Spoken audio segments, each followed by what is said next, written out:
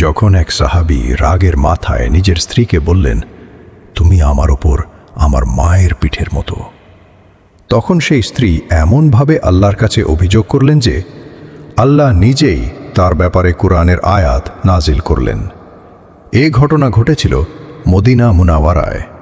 সাহাবী হযরত ঔস বিন সামিত রাদিয়াল্লাহু আনহু এবং তার স্ত্রী হযরত খুলা বিনত সালাবা রাদিয়াল্লাহু আনহার ঘরে। হযরত ঔস রাদিয়াল্লাহু আনহু তখন বৃদ্ধ হয়ে গিয়েছিলেন। স্বভাব কিছুটা রাগী ও চঞ্চল হয়ে উঠেছিল। একদিন সামান্য পারিবারিক বিষয় নিয়ে কথা কাটাকাটি হয়।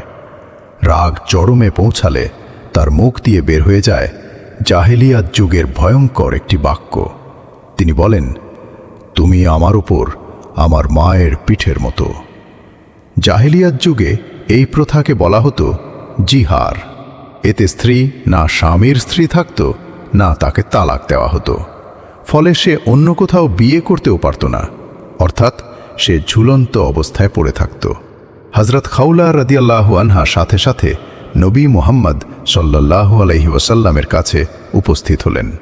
তিনি বললেন, ইয়া রাসূলুল্লাহ, আমার স্বামী আমার যৌবনকালে আমার সম্পদ ভোগ করেছেন। আমি তার সেবা করেছি, আমাদের সন্তান হয়েছে। এখন আমি বৃদ্ধ হয়ে গেলে তিনি আমার সাথে জিহার করেছেন। সে সময়কার প্রচলিত ধারণা অনুযায়ী রাসূলুল্লাহ সাল্লাল্লাহু আলাইহি ওয়াসাল্লাম বললেন, আমার ধারণা তুমি তার জন্য হারাম হয়ে গেছ। এ কথা শুনে খাউলা রাদিয়াল্লাহু আনহার হৃদয় ভেঙে গেল।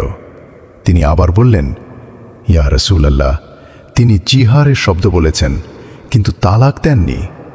আমার ছোট ছোট সন্তান আছে। আমি যদি সন্তানদের তার কাছে দেই তারা নষ্ট হয়ে যাবে, কারণ তিনি বৃদ্ধ, দেখাশোনা করতে পারবেন না।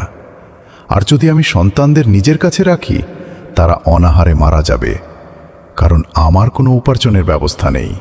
অবশেষে তিনি আকাশের দিকে মুখ তুলে কাঁদতে কাঁদতে বললেন, হে আল্লাহ, আমি আমার নিঃসঙ্গতা ও অসহায়ত্বের ফরিয়াদ তোমার কাছেই করছি।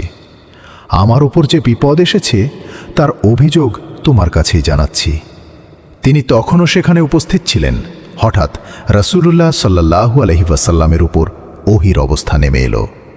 তার পবিত্র মুখমণ্ডল লাল হয়ে গেল। এটি ছিল ওহীর লক্ষণ। কিছুক্ষণ পর যখন ওহী শেষ হলো, তার চেহারায় হাসি ফুটে উঠল। তিনি বললেন, পুরো ভিডিওটি দেখতে লিংকে ক্লিক করুন। পিন করা কমেন্টে রয়েছে আরবি সহ বাংলা অর্থ।